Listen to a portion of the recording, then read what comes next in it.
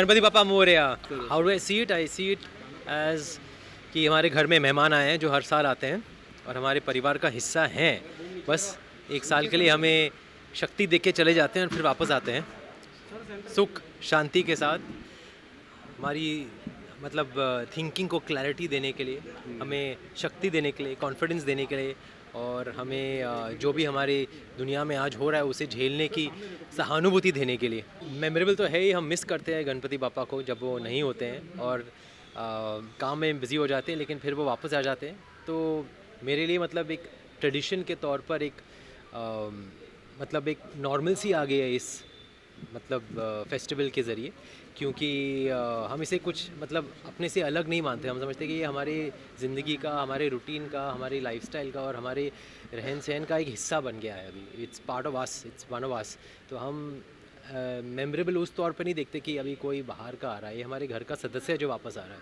बस ऐसा कुछ मांगता तो नहीं हूँ, बस बप्पा से यही मतलब प्रार्थना करता हूँ कि मन की शक्ति मिले, आत्मविश्वास मिले, मतलब जो अभी तक दिया है वो बरकरार रहे, और जिस रास्ते पे हमें जाना चाहिए उस रास्ते को अपनाने की क्लैरिटी दे, और बात करने का मतलब एक स्ट्रेंथ दे, ताकि हम अपने सारे जो उलझने हैं उन्हें सॉल्व कर सकें। बस इन्हीं चीज़ों के लिए प्रार्थना करता हूँ। माँ कुछ चीज़ या कोई वस्तु या किसी मटीरियलिस्टिक गेन के लिए मैं प्रार्थना नहीं करता हूँ।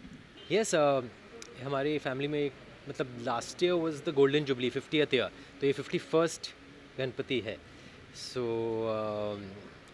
फैमिली तो हमारी मतलब एकजुट है ही, लेकिन बच्चों के साथ में आने का एक मौका मिल जाता है। मम्मी पापा के साथ बैठ के बात करने का मौका मिल जाता है, क्योंकि हम अपने अपने काम में मसरूफ़ रहते हैं। So it's definitely very binding. और आई थिंक महाराष्ट्र में खासकर ये अभी तो मतलब कि it's part of our life. तो हम ये नहीं सोचते कि ये मिलता है या ये नहीं मिलता है, अभी ये it's like a normal thing and it is part of our lives, and I think we feel happy, we feel मतलब sorted, we feel very very calm because of Ganpati. I think सबसे बड़े विघ्नहर्ता भगवान के अलावा तो हम खुद ही होते हैं।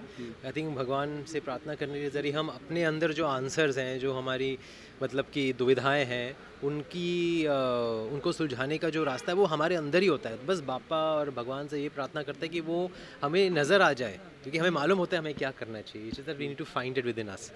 नेचुरली प्रोग्रेस हुआ है। I do the pujas now, dad नहीं करते, अब मैं करता हूँ, और शाम को पूरी फैमिली होती है।